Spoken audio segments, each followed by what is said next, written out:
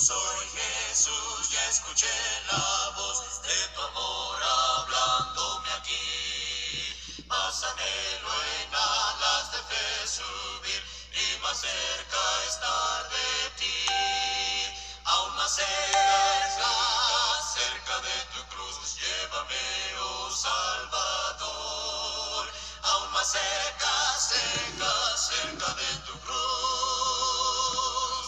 llévame, oh buen pastor. Oh, cuán pura y santa delicia es de tu comunión gozar, y contigo hablar y tu dulce voz cada día escuchar. Aún más cerca, cerca de tu cruz, llévame, oh Salvador. Aún más cerca, cerca, cerca de tu cruz, llévame, oh buen pastor. De tu grande amor no comprenderé cuál es la profundidad, hasta que contigo, Jesús, esté en gloriosa eternidad. Aún más cerca, cerca de tu cruz, llévame, oh Salvador. Aún más cerca, cerca, cerca de tu cruz, llévame, oh buen pastor.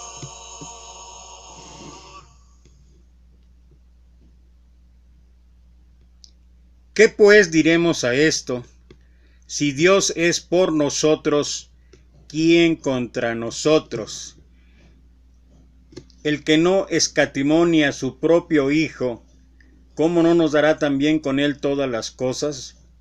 Y esto que habla el apóstol Pablo ahí en el libro de Romanos capítulo 8, versículo 31 y 32, es algo que ha ocurrido a lo largo de la historia de la humanidad. Uno puede tener la confianza y la certeza de que Dios está con nosotros, de que Dios nos ama, de que Dios ha estado dispuesto siempre, siempre a tener misericordia de cada vida del ser humano.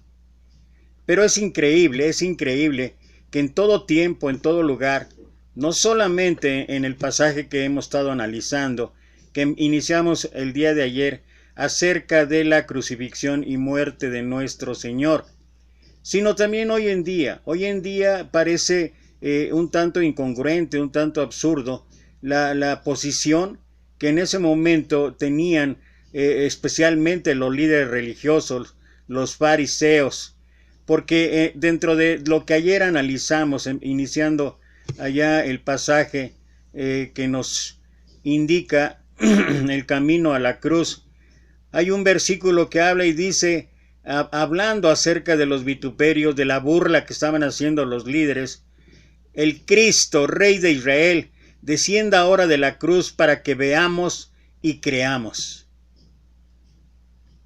Termina el Evangelio de Juan hablando acerca, en el último capítulo, acerca de esto y muchas cosas más hizo nuestro Señor, la cual pienso que si se escribieran no alcanzarían todos los libros que hay en el mundo. O sea, dentro de su ministerio, cuántas enseñanzas, cuántos milagros, cuántas cosas extraordinarias transmitió el Maestro, transmitió nuestro Señor Jesús. Y yo creo que el 95-98%, y lo estoy hablando en base a lo que hemos estado analizando en todo este tiempo, en la serie de discípulos, acerca del ministerio de nuestro Señor Jesucristo, la mayor parte del tiempo siempre estuvieron presentes los fariseos y los escribas. ¿Qué más señal necesitaban tener? ¿Qué más prueba necesitaban ellos para autenticar de su parte o confirmar de su parte que Jesús era el Mesías? Pero lo que estaban haciendo ahí fue lo que hicieron a lo largo de todo el ministerio. Una vez más, estaban fingiendo que estarían dispuestos a creer si vieran alguna señal. Esto ya lo habían dicho verbalmente allá en Marcos capítulo 8, versículo 11. Pero solamente era una tentación con el fin de hacerle bajar de la cruz paradójicamente, es precisamente porque Jesús no bajó de la cruz, por lo que hoy nosotros creemos en él. Eso es lo que escribe el apóstol Pablo en la primera carta a los Corintios en el capítulo 15. Si Cristo no resucitó, vana es nuestra fe. Pero lo que estamos observando dentro de lo que estamos analizando del pasaje es cada una de las circunstancias, situaciones que vale la pena la reflexión, que vale la pena analizar y vale la pena cuál es el principio de enseñanza para nosotros, porque dentro de lo que nos quedamos ayer está después de los vituperios de todos los que pasaban allí, especialmente los fariseos, también los que estaban crucificados con él le injuriaban. Hasta sus compañeros de suplicio se unieron a la burla y el desprecio contra él. Podemos decir que Jesús se encontraba absolutamente solo en su dolor. Lucas nos explica que uno de los ladrones, esto ahí en capítulo 23, 39, le injuriaba diciendo: si tú eres el Cristo, sálvate a ti mismo y a nosotros. A pesar de estar a las puertas de la muerte, no tenía ningún temor de Dios, tampoco sufría ningún remordimiento en su conciencia por los pecados cometidos. Qué increíble de verdad esa actitud.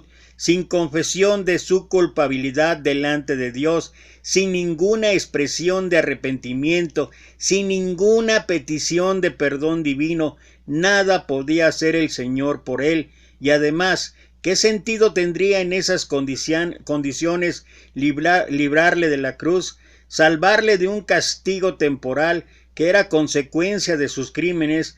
No serviría de nada si finalmente iba a sufrir un castigo eterno mucho más terrible.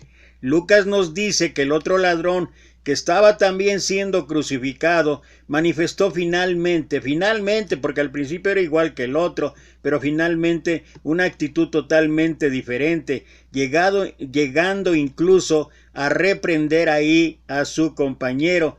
A este Jesús le dio palabras muy consoladoras: de cierto te digo que hoy estarás conmigo en el paraíso. Es lo que vemos ahí en Lucas 23, 40 al 43. Y vale la pena en esta situación, en este primer análisis del pasaje que estamos viendo, es de qué manera esto es una enseñanza, un principio de enseñanza para nosotros.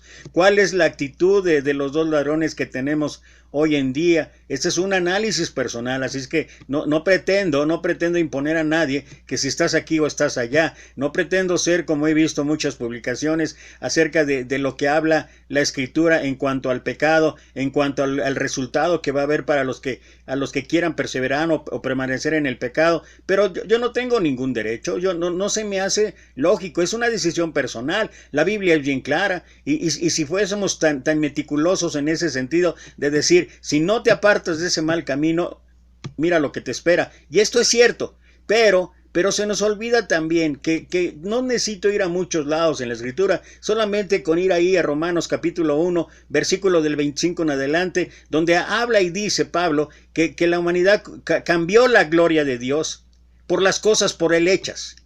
Y en ese sentido pueden ser muchas. Y luego habla de una serie de pecados, habla de una serie de hechos y actos degradables en todo sentido. Pero habla también de contiendas, habla también de peleas, y uno no puede establecer la magnitud o el tamaño de los pecados y diferenciarlos por eso. No podemos decir que los que son lujuriosos o los que son alcohólicos o borrachos o los que son drogadictos o los que son incluso asesinos y todo lo demás, ellos sí tienen un problema serio de pecados, sí, y hay que hacer algunos tratos, sí, pero también es pecado los celos, las contiendas, las envidias, los homicidios en el sentido no solamente físico, sino también de palabra, tal como habla Santiago ahí en el capítulo 3, hablando acerca de la lengua. Y hay muchas ocasiones en que esos pecados, como la hipocresía, como la indiferencia, como la flojera, como la apatía, que finalmente son pecados, porque incluso el mismo Santiago dice, al que sabe hacer lo bueno y no lo hace, le es pecado.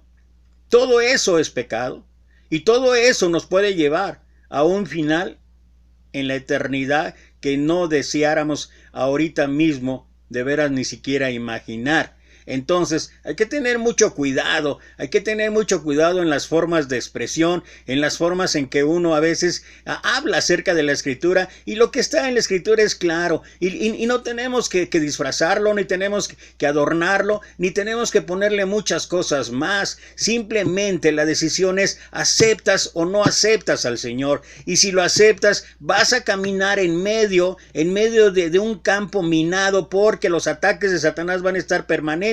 Pero como empecé diciendo, ahí en lo que habla Pablo en Romanos 8:31, ¿qué pues diremos a esto? Si Dios es por nosotros, ¿quién contra nosotros? Y luego cuando nosotros hacemos nuestra esta promesa y tomamos la decisión de seguir, sabemos que Dios va a estar con nosotros, levantándonos en cada tropiezo, en cada caída. Muy diferente es cuando nosotros abiertamente, a través de nuestros pensamientos, de nuestras actitudes, de nuestras acciones o de nuestro testimonio, evidentemente le estamos dando la espalda al Señor, evidentemente estamos en contra de Él. Así es que de uno o de otro lado siempre hay que tener un balance que nos ayude a entender y comprender que finalmente lo que hacemos, lo que llevamos a cabo y lo que podemos lograr en esta vida solamente es por la gracia de Dios. Esa gracia que habla ahí en el versículo 32 de Romanos 8, que dice: el que no escatimó ni a su propio Hijo. Y esto es lo que deberíamos hacer nuestro. Mientras cada quien tiene su decisión. Y el ejemplo del ladrón en la cruz, también hay gente que dice: yo me voy a portar mal y ya al final me voy a arrepentir. Bueno, yo no sé si esto sea suficiente. El caso de la cruz es un caso en particular, es un caso en específico, pero eso no determina, o no la enseñanza es de que puedo, como decimos aquí en México, darle vuelo a la hilacha, o sea, hacer cosas terriblemente que ofenden a Dios. Y después al final arrepentirme. No sé si nos alcanza.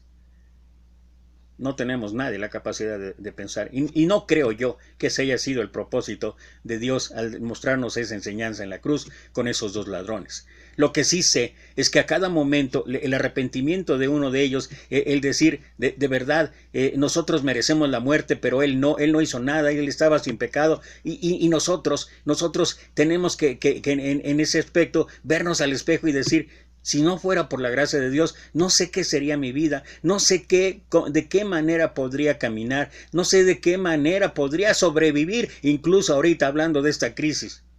Y solamente estamos siguiendo adelante por la gracia de Dios. A la hora sexta hubo tinieblas sobre toda la tierra. Jesús había pasado ya 3 horas en la cruz y aún pasaría otras 3 más antes de que expirara. Marcos nos dice que justo a la mitad, a la hora sexta, sobre las 12 del mediodía, ocurrió algo asombroso. Y eso es un fenómeno natural asombroso. Hubo tinieblas sobre toda la tierra. Si tú has tenido oportunidad de ver algún eclipse de sol, bueno, un eclipse de sol no dura más de 7 minutos. En promedio no dura más de 7 minutos. Y durante el eclipse, de verdad que la sensación se siente de una, aunque es oscuridad, y que dentro de cada día hay momentos de oscuridad, es una oscuridad totalmente diferente, totalmente distinta, como que rompe el orden natural. Y si con 7 minutos a veces nos hace ver y reflexionar en muchas situaciones, en muchas circunstancias en nuestra vida, y decir: híjole, primero no tener más que una sorpresa enorme, un asombro enorme ante el poder de Dios, en los fenómenos naturales. Pero son 7 minutos, 8 minutos, si tú quieres 9 minutos, no es más. Pero aquí dice que hubo prácticamente 6 horas o 3 horas de tinieblas sobre toda la tierra, porque es otra de las cosas que pasa en un eclipse de sol. En un eclipse de sol solamente una porción de la tierra es cuando es ensombrecida, no toda la tierra, pero aquí dice que toda la tierra hubo tinieblas. Debemos entender esto como un fenómeno sobrenatural, puesto que a esa hora es cuando el sol brilla en toda su intensidad, y hay científicos y hay gente estudiosa y hay gente que ha dicho que finalmente era un eclipse. Un eclipse no dura más del tiempo que ya mencioné, pero 3 horas, no. Se trataba de una intervención directa de Dios con el propósito de atraer la atención de la vasta muchedumbre que estaba reunida ahí y que pedían una señal del cielo. ¿Qué más señal? De veras que aquí vale la pena hablar de lo que Job escribe ahí en el capítulo 12, versículo 10. Y en efecto, pregunta a las bestias y ellas te enseñarán, a las aves de los cielos y ellas te lo mostrarán. Pregunta a las tierras, a la tierra y ella te lo dirá también. A los peces del mar te lo declararán. ¿Qué cosa de todas estas no entiende que la mano de Jehová la hizo? En su mano está el alma y el aliento de todo el género humano, o de todos los seres vivientes. ¿Cómo es posible? ¿Cómo es posible que ni siquiera en eso podamos ver el poder y la magnificencia de Dios? Sin embargo, la señal que recibieron era muy diferente de la que ellos esperaban, aunque por supuesto no les hizo cambiar su incredulidad, que a final de cuentas era, de así por alguna forma mencionarlo, era el talón de Aquiles que les impedía acercarse a Dios. Estas tinieblas expresaban la oscuridad espiritual que envolvía a Jesús en la cruz. En el simbolismo bíblico, las tinieblas significan la separación de Dios. Esto es lo que escribe el mismo apóstol Juan, capítulo 1, versículo 5. Las tinieblas de afuera eran una de las expresiones que Jesús usaba para referirse al infierno, como lo menciona ahí en Mateo, capítulo 8, versículo 12. Por cuanto se trata de una exclusión total y absoluta de la luz de la presencia de Dios. Hasta ese momento Jesús había sido abandonado por todos los hombres, pero todavía podía decir: mas no estoy solo, porque el Padre está conmigo. ¿Te acuerdas cuando habló a los discípulos acerca de que serían esparcidos y todos lo dejarían? Y él dijo: pero no estoy solo, pero porque mi Padre está conmigo, lo que él dijo ahí en Juan 16:32. Pero al entrar dentro de esas densas tinieblas que cubrieron el Gólgota, el Hijo estuvo completamente solo, abandonado incluso por Dios mismo. Jesús mismo lo expresó así: Dios mío, ¿por qué me has desamparado? Marcos capítulo 15, versículo 34. Y también nosotros nos preguntamos por qué Jesús fue desamparado de ese modo, por qué las tinieblas le separaron de su Padre. Todo indicaba la solemnidad de este momento, cuando Dios mismo estaba juzgando el pecado de toda la humanidad y cargando su culpabilidad sobre su propio Hijo. Pablo lo expresó de esta manera en 2 Corintios capítulo 5 versículo 21: al que no conoció pecado, por nosotros lo hizo pecado, para que nosotros fuésemos hechos justicia de Dios delante de él. Si el resultado del pecado es la separación de Dios, al cargar con la culpabilidad de nuestros pecados en la cruz, Dios tuvo que apartarse de su Hijo y exponerlo a su ira y juicios divinos. Mira lo que escribe Isaías capítulo 59 versículo 2: pero vuestras iniquidades han hecho división entre vosotros y vuestro Dios, y vuestros pecados han hecho ocultar de vosotros su rostro para no oír. Las tinieblas nos enseñan la profunda gravedad del pecado a los ojos de Dios. Es como si hasta el mismo universo entendiera esto y se vistiera de luto, sumido en oscuridad, para no presenciar aquella escena tan dramática. Dios mío, ¿por qué me has desamparado? De entre las tinieblas brotó este grito de desamparo de Jesús, que a su vez hacía eco de la cita del Salmo 22, en la que se describían gráficamente los sufrimientos internos del Mesías en su agonía.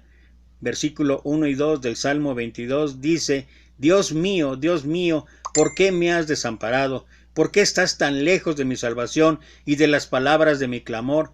Dios mío, clamo de día y no respondes, y de noche y no hay para mí reposo. Versículos 1 y 2 del Salmo 22. Aquí se describe la ruptura entre el Padre y el Hijo, lo que constituye un misterio imposible de explicar. Cristo era Dios y como tal no podía haber ruptura dentro de la Trinidad, pero también era hombre y en esa condición sí podía sufrir la separación con Dios. Sin embargo, él era un hombre perfecto y por lo tanto tampoco había ninguna razón para que esta ruptura se produjera. Pero como ya hemos comentado anteriormente, la razón de esta separación la encontramos en el hecho de que él estaba en ese momento ocupando el lugar tuyo, el lugar mío, el lugar de todos nosotros, el lugar de toda la humanidad. Segunda de Corintios capítulo 5 versículo 21. No quiere decir que se hizo pecado por nosotros, sino que se presentó como una ofrenda por nuestro pecado. Difícilmente podemos imaginarnos lo que tuvo que significar para nuestro Salvador ser colocado bajo el peso de la culpa correspondiente al pecado del mundo. Sin lugar a dudas, esta ruptura en la comunión entre el Padre y el Hijo fue el mayor de los dolores en la cruz. Por supuesto, también sufrió por los terribles padecimientos físicos y por el dolor que le produjo el hecho de ser abandonado por los suyos, pero nada de eso era comparable con la separación de su Padre. Para un alma tan sensible como la de nuestro Señor Jesucristo, este aislamiento debió significar una agonía extrema. Quizás nosotros no lo entendamos, puesto que desgraciadamente en muchos casos la ruptura de la comunión con Dios no la apreciamos como un problema muy grave, pero para Cristo esta relación era vital. Incluso podemos ver su dolor en la forma en la que se expresaba en su oración. Por primera vez no usó la forma habitual con la que siempre oraba tratando de Dios como su Padre, sino que le escuchamos dirigirse a Él con estas palabras: Dios mío, Dios mío. Todo esto manifestaba que en esos momentos la relación fraternal que el Hijo había disfrutado con su Padre fue cambiada por una relación judicial, si pudiéramos interpretarlo de esa manera, donde el Padre actuaba como el juez divino y el Hijo era quien se hacía cargo de pagar la culpabilidad del pecado de la humanidad. Nos debe conmover el hecho de que Dios estuviera dispuesto a sufrir de tal manera para llegar a salvarnos. En el desamparo de su Hijo debemos ver el amor de Dios hacia el mundo pecador, el que no escatimó ni a su propio Hijo. Y Juan 3:16, un versículo que todos o muchos de nosotros conocemos, porque de tal manera, ese tal manera tiene su explicación en esto. ¿Cómo es posible? ¿Cómo es posible?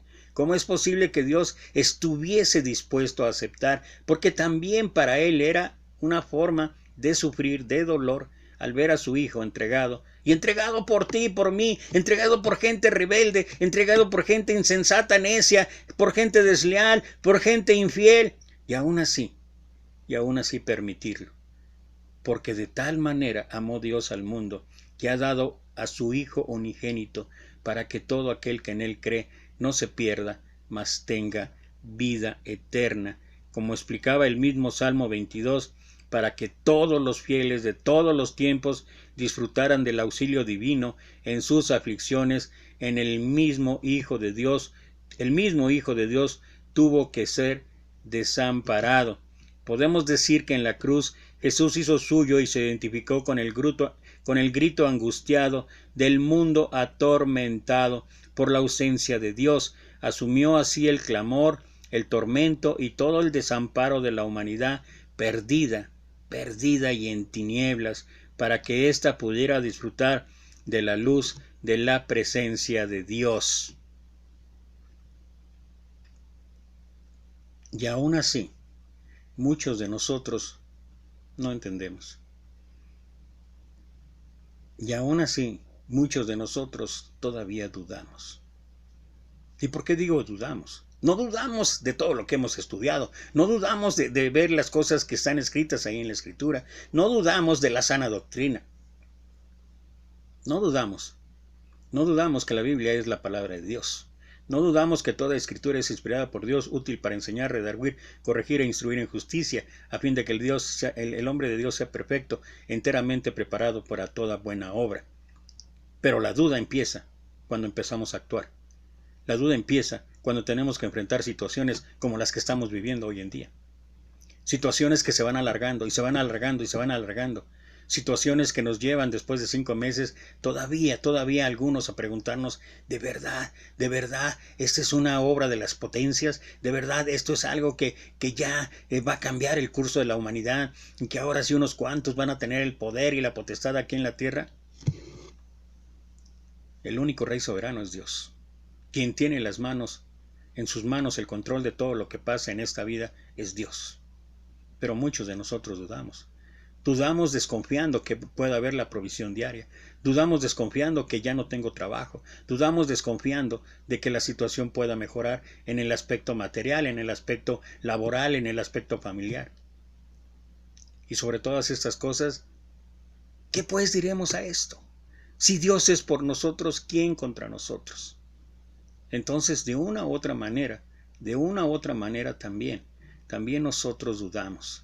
También nosotros fallamos, a veces consciente o inconscientemente, y tal vez la enseñanza sea eso, que en todo tiempo, aun en los tiempos de tinieblas, aun cuando sea las tinieblas sinónimo de pecado, tú y yo, todos nosotros podemos esperar que si yo realmente quiero regresar al Señor, Él tendrá, como el Padre con el Hijo pródigo, Él tendrá los brazos abiertos para volver a Él. Él nos está esperando. Y algunos decían al oírlo, mirad, llama a Elías. Los presentes no entendieron el sentido del grito de Jesús y lo confundieron con una llamada al profeta Elías, puesto que en hebreo Dios mío suena de una forma parecida al nombre del profeta. En cualquier caso, lo que queda claro es que aquellos que estaban presenciando la agonía de Jesús no entendieron la gravedad e importancia de lo que estaba ocurriendo y estaban dispuestos a hacer burla de cualquier detalle, algo que tristemente sigue ocurriendo en nuestros días. ¿Cómo pudieron pensar que Jesús estaba pidiendo ayuda al profeta Elías? Ellos sabían que Elías vendría antes que el Mesías, así que tal vez se estaban burlando de Jesús, como si en sus aspiraciones mesiánicas estuviera reclamando la presencia de su precursor para que descendiera del cielo en el mismo carro de fuego en el que había partido y que le rescatara para demostrar que verdaderamente Jesús era el Mesías esperado. Lo cierto es que no sabemos qué era exactamente lo que querían decir. Lo único seguro es que tal vez una vez más estaban ridiculizando y menospreciando al Salvador, menospreciando a nuestro Salvador. Empapando una esponja en vinagre, le dio a beber. Al comienzo de la crucifixión, los soldados habían ofrecido a Jesús vino mezclado con mirra, que era una bebida que servía para atenuar los insoportables dolores, pero él la rechazó, puesto que había elegido asumir conscientemente todo el sufrimiento. Marcos capítulo 15 versículo 23. Pero después de 6 horas colgados en la cruz y bajo el sol abrasador del mediodía, Jesús gritó en toda su humanidad que todavía tenía: tengo sed. Juan capítulo 19 versículo 28. Fue entonces cuando le ofrecieron un vino agriado, muy común entre los pobres, que también se podía considerar vinagre y que se tenía como una bebida para calmar la sed. Así nos encontramos de nuevo con esa compenetración exacta entre la profecía bíblica y los acontecimientos históricos. En esta ocasión es una escritura del Salmo 69 lo que se cumple. Y bueno, llegamos casi a la conclusión. Mas Jesús, dando una gran voz, expiró. Marcos no explica lo que dijo Jesús cuando dio esta gran voz, pero podemos verlo en los otros evangelistas. Lucas 23:46. Entonces Jesús, clamando a gran voz, dijo: Padre, en tus manos encomiendo mi espíritu. Y habiendo dicho esto, expiró. Juan 19:30. Cuando Jesús hubo tomado el vinagre, dijo: consumado es. Y habiendo inclinado la cabeza, entregó el espíritu.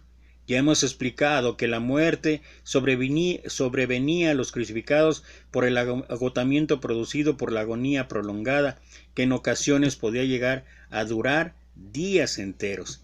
En esas condiciones no era normal que los ajusticiados pudieran dar una gran voz en el instante de morir, así que esto fue algo que también impresionó al centurión romano que vigilaba la ejecución de Jesús. Marcos capítulo 15, versículo 39. De esto podemos sacar varias conclusiones. En primer lugar, no debemos entender esta gran voz como un lamento desgarrador de alguien que ha sido vencido, sino como la voz de triunfo de quien había consumado plenamente la obra de la redención.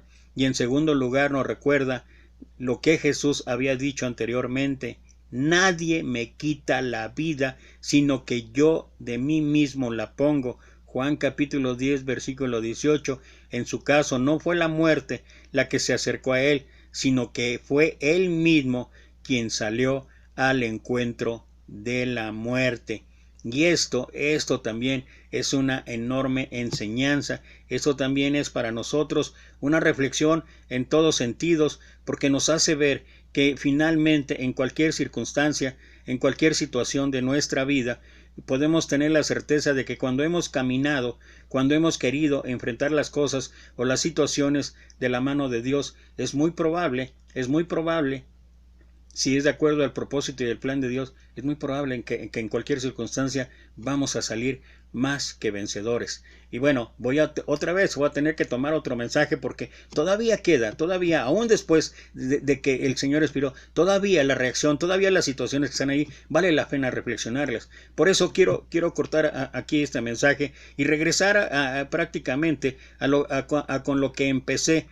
Hablando acerca de lo que escribió el apóstol Pablo ahí en Romanos 8:31. ¿Qué pues diremos a esto? Si Dios es por nosotros, ¿quién contra nosotros? El que no escatimó ni a su propio Hijo, sino que lo entregó por todos nosotros, ¿cómo no nos dará también con él todas las cosas? Recuerda que en el pasaje vamos en la parte donde el Señor expiró. Todavía falta más reflexión, todavía falta más cosas, pero mira lo que sigue diciendo el apóstol en el versículo 33 en adelante. ¿Quién acusará a los escogidos de Dios? Dios es el que justifica. ¿Quién es el que condenará? Cristo es el que murió, más aún el que también resucitó, el que además está a la diestra de Dios, el que también intercede por nosotros. O sea, no solamente con su sacrificio extremo ahí en la cruz, sino que aún después de eso, aún después de todas esas circunstancias, sucesos, todavía Él sigue intercediendo por nosotros. Ese es el amor inentendible. Ese es el amor que no podemos comprender. Ese es el amor que menciona ahí en Efesios capítulo 3, versículos 17 en adelante, cuando habla de la altura, etcétera, la profundidad y todo lo demás. Y Pablo dice, para que puedan comprender el amor de Dios. ¿Quién nos separará del amor de Cristo? Dice versículo 35, tribulación, angustia, persecución, hambre, desnudez, peligro, espada, como está escrito. Y esta es la situación, esto que voy a leer aquí, es la situación que en muchos momentos tú, yo, cualquiera de nosotros puede estar pasando en su vida. Esta es tal vez la situación que muchos de nosotros estamos enfrentando hoy en día con esta pandemia, con esta terrible enfermedad, con esta situación que no solamente ha afectado la salud, ha afectado la economía, ha afectado las relaciones familiares, ha afectado las relaciones laborales, ha afectado la situación espiritual de muchos de nosotros y que nos ha puesto literalmente, como decimos aquí en México, patas arriba, de verdad, porque nos ha intentado esta situación hundirnos y pareciera ser que no hay salida. Y dice versículo 36, como está escrito, por causa de ti somos muertos todo el tiempo, somos contados como ovejas del matadero. La situación sí, se puede presentar así, somos como ovejas del matadero, pero me encanta lo que está, primero dice, por causa de ti. O sea, cuando nosotros estamos con la certeza de que Dios está en el control, de que Dios está al mando de todo, de que Dios No hay ni una hoja que se mueva en esta vida si no es por la voluntad de Dios. Entonces sí, no le hace que estemos pasando momentos aflictivos, pero ¿sabes qué? Podemos sentirnos como ovejas al matadero, sí, en ese sentido, pero lo mejor de todo es que como empieza el versículo 31, ¿qué pues diremos a esto? Si Dios es por nosotros, ¿quién contra nosotros? Mira el cierre que Pablo, inspirado por el Espíritu de Dios, escribe, versículo 37, y con esto quiero concluir, con esto quiero de verdad transmitir o compartir o mostrarte que en Dios hay esperanza, que en Dios vamos a salir adelante, que en Dios vamos a superar esta crisis, que en Dios de verdad las cosas van a ser todavía mejores. Te lo aseguro que sí, todavía van a ser mejores que nuestra vida anterior, porque todo esto debe haber sido o tendría el propósito de Dios de darnos una enseñanza para regresar otra vez a nuestro primer amor, a entender que en Dios está todo. Antes, dice versículo 37, en todas estas cosas somos más que vencedores por medio de aquel que nos amó, por el cual estoy seguro de que ni la muerte, ni la vida, ni ángeles, ni principados, ni potestades, ni lo presente, ni lo porvenir, ni lo alto, ni lo profundo, ni ninguna otra cosa creada nos podrá separar del amor de Dios que es en Cristo Jesús, Señor nuestro. Amén y amén. Que Dios te bendiga.